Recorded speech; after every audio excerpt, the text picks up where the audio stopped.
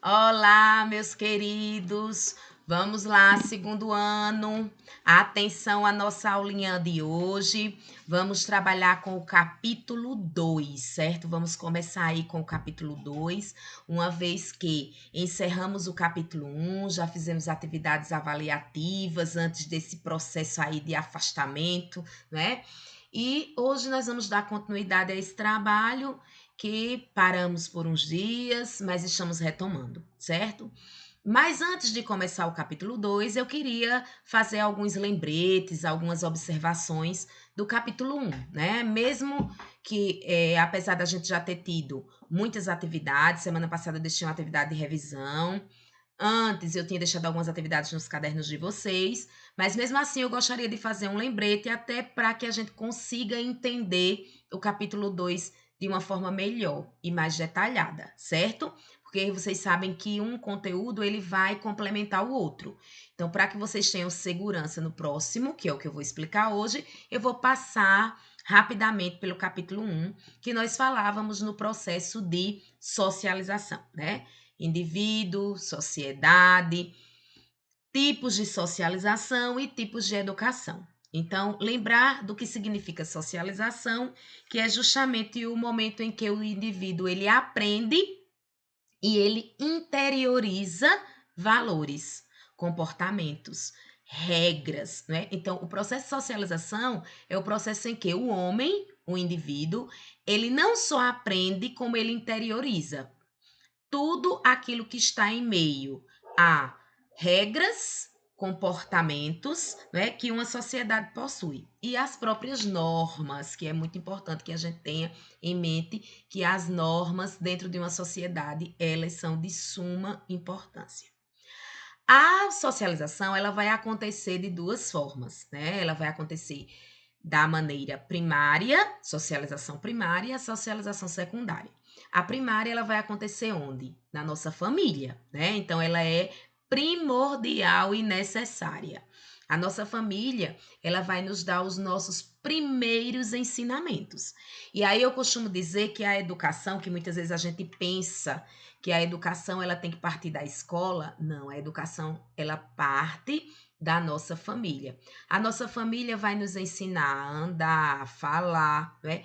E um dos pontos importantíssimos é nos comportar. Então, isso remete à educação que os nossos pais nos oferecem, certo? Então, eles são sempre nossos exemplos, são eles que vão nos mostrar esses comportamentos, certo? Então, por isso que a família, ela está no processo de socialização primária, porque é o nosso primeiro contato. A secundária é a escola. Você já vai com um determinado tempo, né? E lá os professores, os educadores, eles vão dar continuidade a esse trabalho exercido pela família, certo? Então lá vocês vão ter conteúdos específicos, certo? Por cada disciplina, por cada componente curricular. Lá já vai ser um processo institucionalizado, né? Onde existe alguém, né, que é o seu professor, que vai trazer teorias para você, né, que vai mostrar teorias e práticas de todos os tipos de ciências de conhecimento.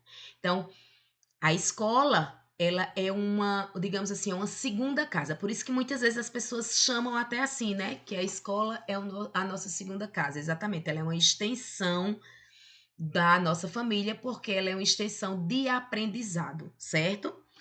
Para que a gente dê continuidade, no capítulo 1 nós também relembramos os pensares daqueles três importantes sociólogos, né? Pensadores sociais, que foi Emily Durkheim, Karl Marx e Max Weber. Eu tenho certeza que todos vocês não esqueceram as palavrinhas mágicas, porque desde o ano passado que eu venho falando sobre eles. Emily Durkheim caracteriza-se o que nós chamamos de fato social. Karl Marx, conflito social. E Max Weber, ação social, certo? Então, eles três vêm trazendo essa caracterização, esses estudos acerca da sociedade, né? Bem pertinentes a tudo que envolve esse processo social, principalmente vinculado ao aspecto econômico, né? Principalmente voltado também ao aspecto que nós chamamos de capitalismo. E a educação, que ela vem sendo caracterizada como formal e informal. A formal é aquela institucionalizada, onde vocês recebem esse tipo de educação na escola, né, através dos professores, através de metodologias, de conhecimentos científicos, e a informal, que é aquela que nós encontramos no nosso cotidiano, com as pessoas que nos rodeiam, né, com as pessoas que estão ao nosso meio, ao nosso redor, nossos vizinhos, nossos amigos, né? Então, essa é um tipo também de, digamos assim, de educação. Porém, não é institucionalizada, certo? E lembrando que nós também podemos caracterizar esse tipo de educação através até das redes, né? Do uso das plataformas e do mundo digital, como nós estamos fazendo agora, certo? Só que aqui nós estamos tendo de fato uma aula, então ela está sendo institucionalizada, né? Ela está sendo direcionada com técnicas de aprendizagem, certo? Metodologias de aprendizagem. Então ela passa a ser institucionalizada. Quando vocês estão lá nas redes sociais conversando com os colegas de vocês, pelo WhatsApp, pelo Instagram, lá nos stories, aí sim vocês estão tendo um tipo de educação informal, certo? Então vocês estão recebendo também. Vale lembrar que nessas redes, nesses aplicativos, esse tipo de educação também deve ser filtrado, né? Para que a gente tenha informações positivas, conhecimentos positivos e não vinculados a coisas ruins ou negativas, certo?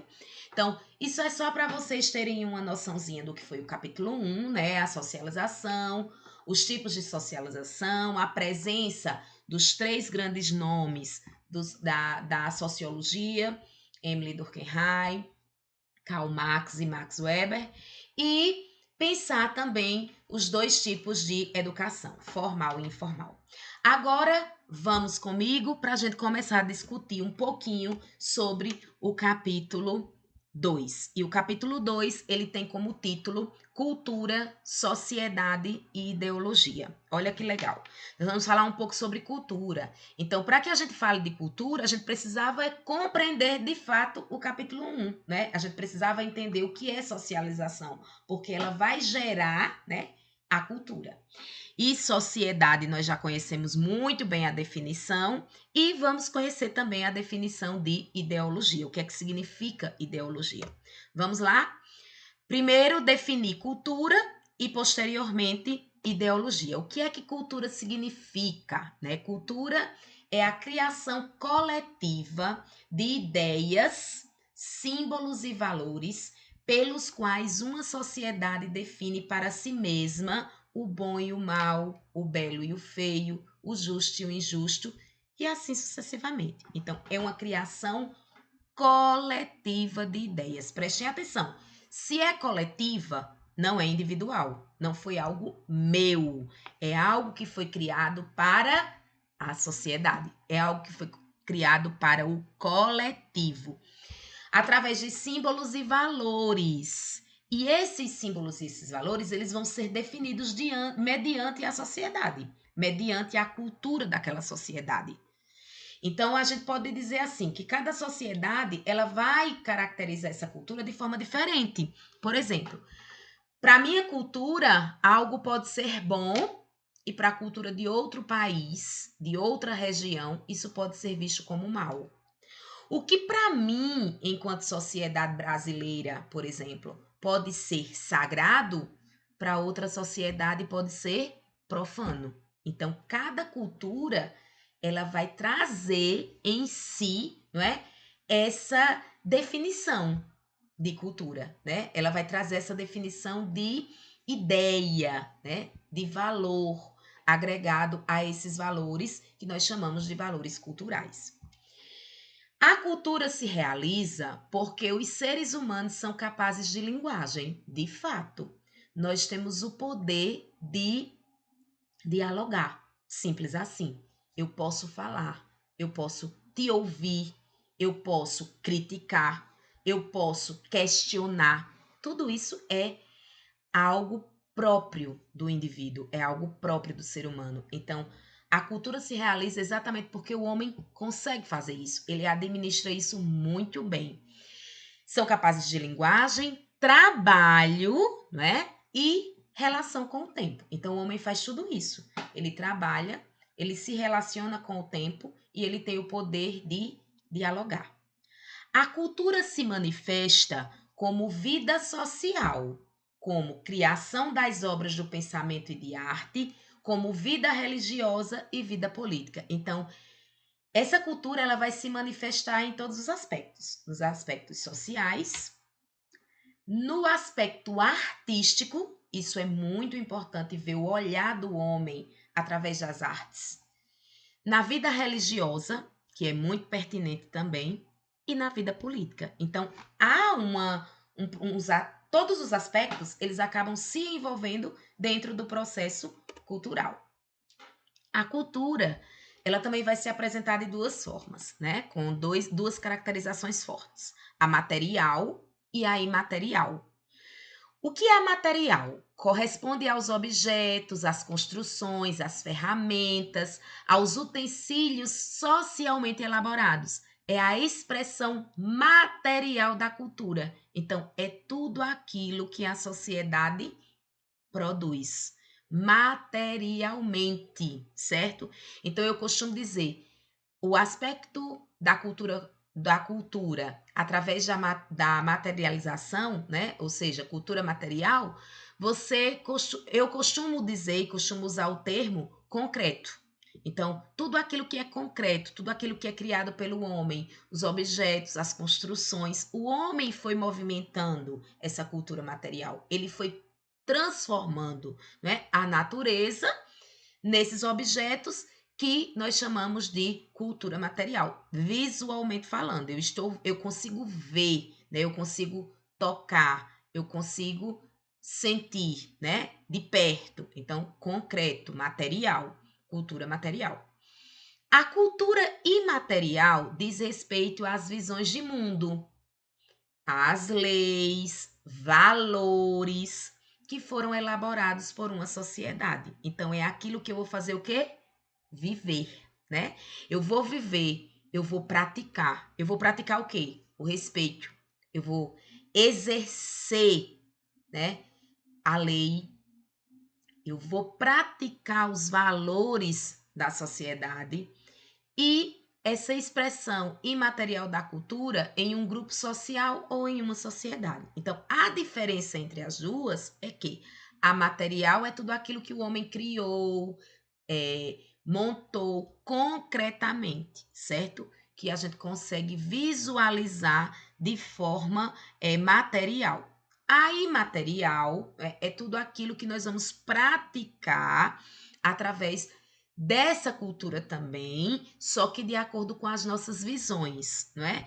Visão de mundo especificamente, através das leis, dos valores, toda essa expressão, né, que nós aprendemos dentro da nossa sociedade, nós chamamos de cultura imaterial, certo? Vamos seguir. A interdependência entre aspectos materiais e imateriais da cultura. E aí nós temos uma obra-prima, né, uma pintura, e aí a gente observa esses aspectos, tanto materiais, se a gente observar visualmente falando, quais são os objetos aí dentro dessa imagem, que vai trazer características de cultura material e imaterial, que valor, né, artístico essa obra tem. Então, o aspecto também imaterial. A cultura, ela também traz a característica do que nós chamamos de diversidade cultural. Diversidade, o próprio nome já diz, né? A gente trabalhar com o diferente, né? Então diz aí. A noção de diversidade cultural parte da constatação de que sociedades diferentes tem elementos culturais diferentes, ou seja, as sociedades, gente, elas são diferentes. Os elementos culturais, eles são diferentes de uma sociedade para outra. Que elementos são esses? O modo de agir, o modo de sentir, o modo de construir e o modo de expressar-se. Então, cada sociedade, ela tem cultura diferente, certo? A gente pode observar a cultura brasileira, ela é bem diversa mesmo. A diversidade cultural é gigantesca. Basta a gente olhar as diferenças entre as próprias regiões, região sul, região norte. Você vê, somos todos brasileiros, porém com uma cultura, mística, né? Com uma cultura miscigenada, podemos dizer assim. Afinal de contas, nossa etnia, né?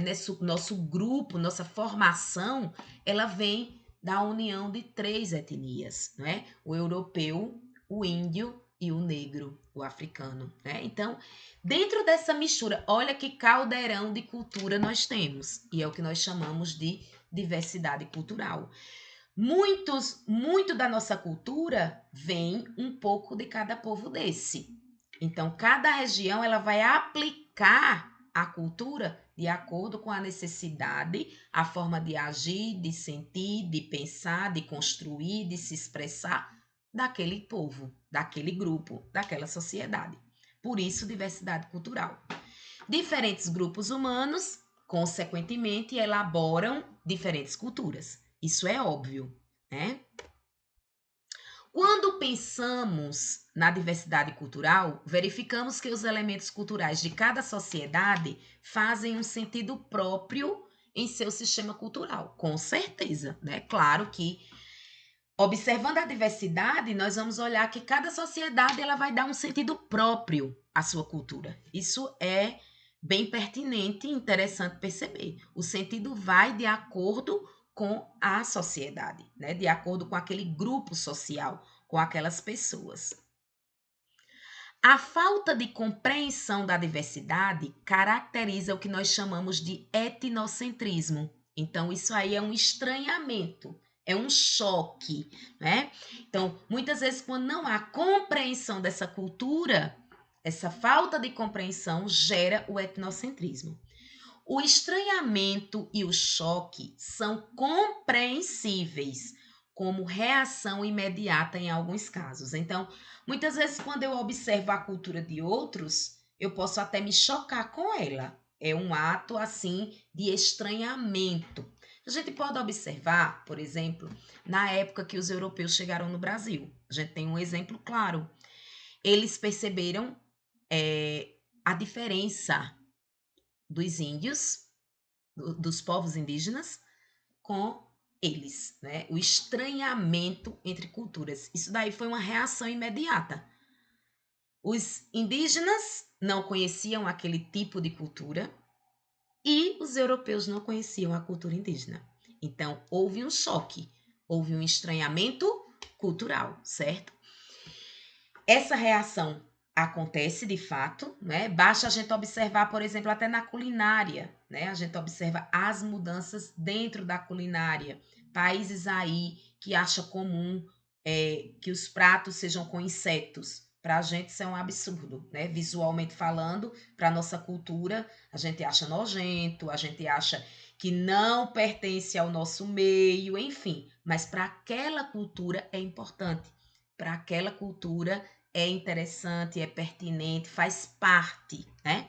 Então, muitas vezes quando a gente fala nessa percepção cultural e causa esse estranhamento, esse choque, nós denominamos isso de etnocentrismo. Quando, porém, passam da reação espontânea, porque quando a gente fala em uma reação espontânea, eu não gosto de comer insetos, eu me espantei com aquilo dali, mas isso também não foi para mim uma forma de, digamos assim, não compreender aquela cultura, né? Eu simplesmente criticar, apedrejar uma situação dessa. Quando eu falo apedrejar, no sentido de falar mal, certo? Então, Quando a reação ela é espontânea, de admiração, mas ao mesmo tempo de respeito, isso é tranquilo.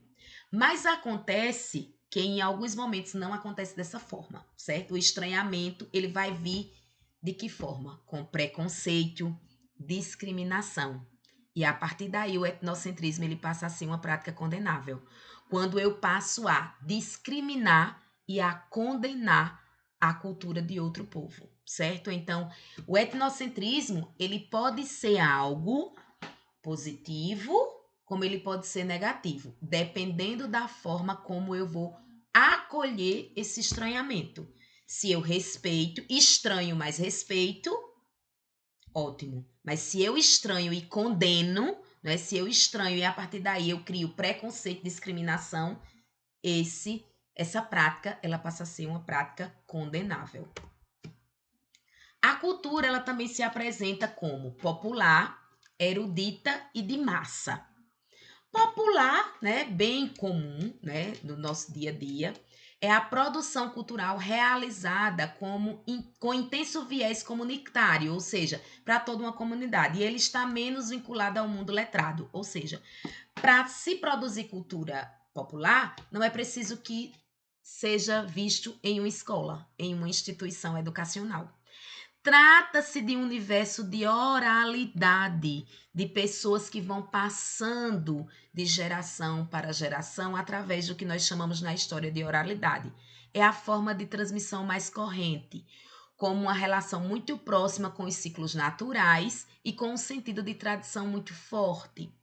No contexto da cultura popular, repetição, que no caso é a tradição, é um elemento de importância, até mesmo em termos de expressão e coletividade, certo? Então, a gente pode observar na cultura popular as músicas raiz, não é? As toadas, as emboladas. Vocês podem ver que eles usam uma linguagem muito simples, muito cotidiana.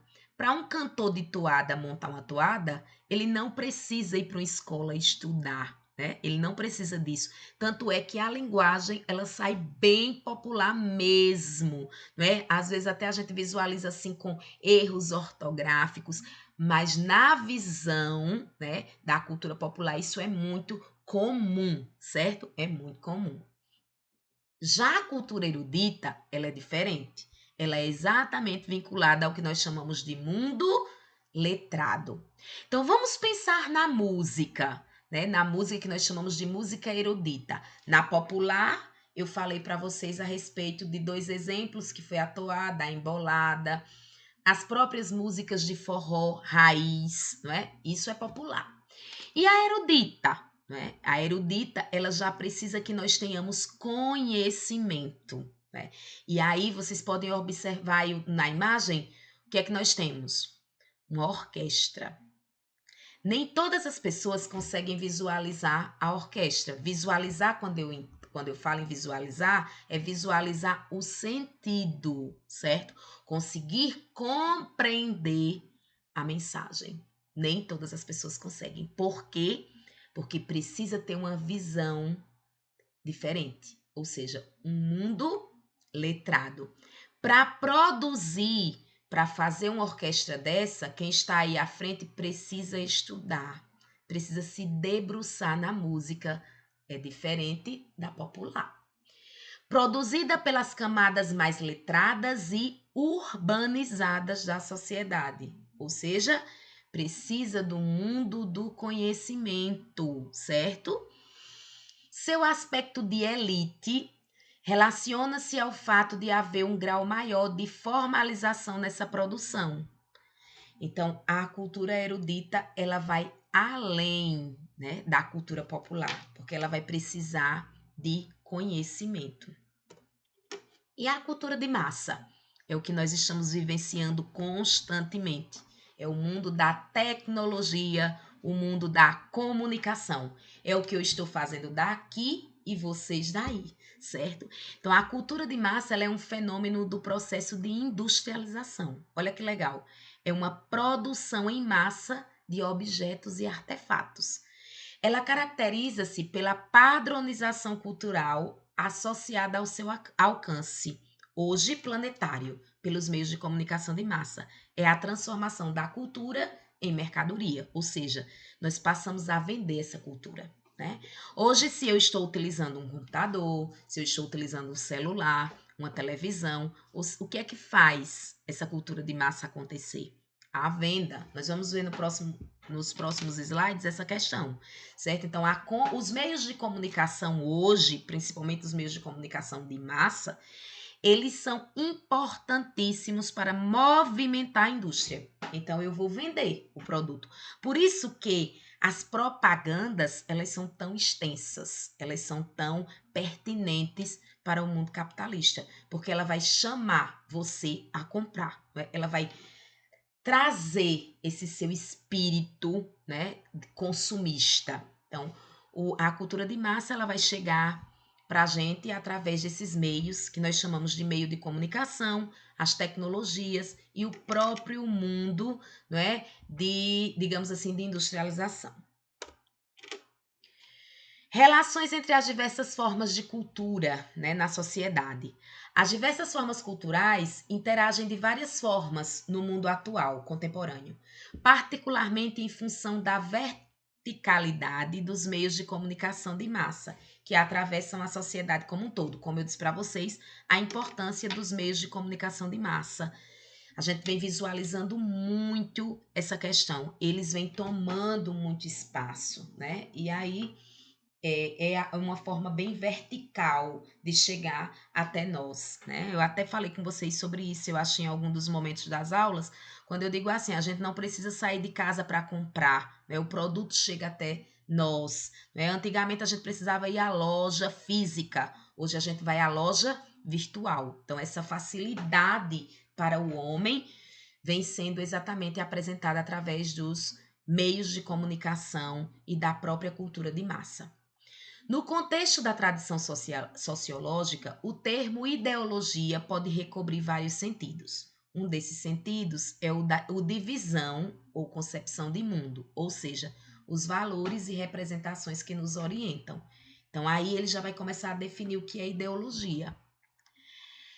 Ideologia, ideias, não é? Valores, visão de mundo. Olha que interessante.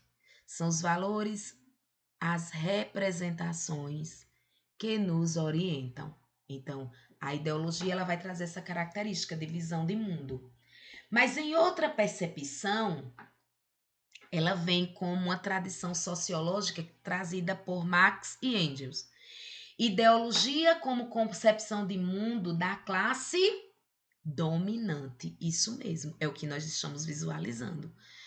O meio que Marx chama de alienação. Né? O homem ele passa a dominar o mercado. E o mercado domina o homem também, né? Em contrapartida.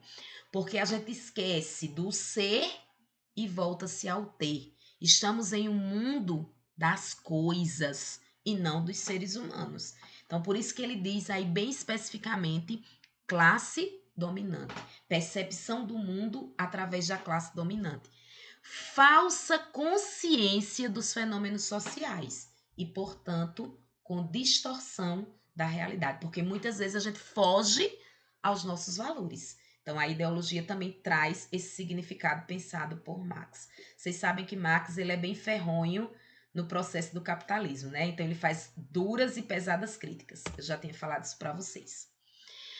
Antônio Gramsci, ele começa a pensar, ele é uma ramificação do pensamento marxista e ele compreende a ideologia como uma concepção ou força política. Aí ele já vai trazer para o aspecto político, posta em jogo nas disputas pelo poder de convencimento entre as diversas classes sociais. Então, ele realiza uma espécie de síntese das duas concepções que nós falamos anteriormente, né? E aí ele diz que isso se vincula também ao aspecto político, certo? E esse aspecto político é relativo também ao poder de convencimento para com as classes sociais. E é nesse mundo que nós pensamos a ideologia. O homem formula a sua ideologia. Cazuza já dizia em sua canção, né? Ideologia, eu quero uma para viver. Então, cada um de nós buscamos formas, né? E criamos ideologias para atingirmos a nossa vivência. Ele ainda faz essa questão da ideologia voltando-se à cultura de massa, vínculo com o mercado e a questão dos valores consumistas. Foi o que eu falei para vocês anteriormente. Olha que visão aí, né? Como o meio chama nossa atenção. Basta a gente ir ao supermercado ou a uma loja. Muitas vezes a gente não está precisando do que está lá, né? A gente vai em busca de promoções, a gente vai em busca de... no supermercado, por exemplo, isso é muito prático. Você vai com uma lista no supermercado e os pais de vocês, eles são bem pertinentes em dizer e compreender o que eu estou dizendo. A gente segue com uma lista para o supermercado e acaba a gente trazendo mais do que o que estava na lista. Por quê? Porque os nossos olhos de consumidor atingem o que a propaganda faz. Nos torna seres consumistas, certo? Então, às vezes eu compro o que eu nem uso ou o que eu não preciso. Mas a mídia me chama, né? O poder de convencimento da propaganda faz com que essa mercadoria, muitas vezes, chegue aos meus olhos e eu perceba uma necessidade que eu não tenho, certo? Então, o consumismo também é algo bem preocupante nesse aspecto de cultura e ideologia. Nós precisamos também aprender, né, que somos seres consumistas, sim, mas precisamos entender que existe o lado positivo e o lado negativo de ser tão consumista assim, né? Então a gente tem que ter muito cuidado, principalmente quando a gente passa por um processo como nós estamos passando agora, de uma crise gigantesca. Então a gente tem que ter o maior cuidado em ser consumista nesse momento, apesar do sistema capitalista nos mostrar isso a todo instante. E claro, o sistema capitalista, ele só anda mediante as nossas compras, não é? Então a gente precisa ser consumista. Mas quando eu falo em ser consumista em excesso, né, é que é preocupante. Mas o consumo, ele é necessário no sistema capitalista. Só que, claro, com regras, né, com um certo cuidado. Certo, gente? E eu finalizo a nossa aula de hoje com essa imagem. Ideologia no sentido marxista, falseamento da realidade, certo? Aí vocês veem aí essa imagem, vocês vão pensar sobre ela, o que está por trás dessa tela, né? Quando ele diz falseamento da realidade, muitas vezes, principalmente no poder público, né? Começam a maquiar a imagem do que nós vivenciamos dentro da nossa sociedade. Então é muito lindo colocar uma tela belíssima, falar que tudo está perfeito, mas por trás a situação é outra, né? A gente pode observar isso em todos os aspectos sociais, principalmente na nossa vida pública, né? Os nossos políticos, eles gostam de mostrar obras, trabalhos que muitas vezes por trás daquela casca, né, é pura maquiagem. Por isso que Marx, ele diz, muitas vezes a ideologia, ela está por trás de uma falsidade da realidade, certo? Então, vocês vejam essa imagem e perceba a crítica, né, que Marx faz à relação de ideologia, muitas vezes na própria realidade, certo? Gente, assim eu encerro nossa aula de hoje. Espero que vocês tenham entendido, tenha ficado claro. Qualquer dúvida, é só me ligar, tá certo? Eu vou deixar meu número e vocês podem a qualquer momento chamar a professora Ana Cássia. 99917-5988. Beijo enorme, de muitas saudades de vocês. Tchauzinho, gente!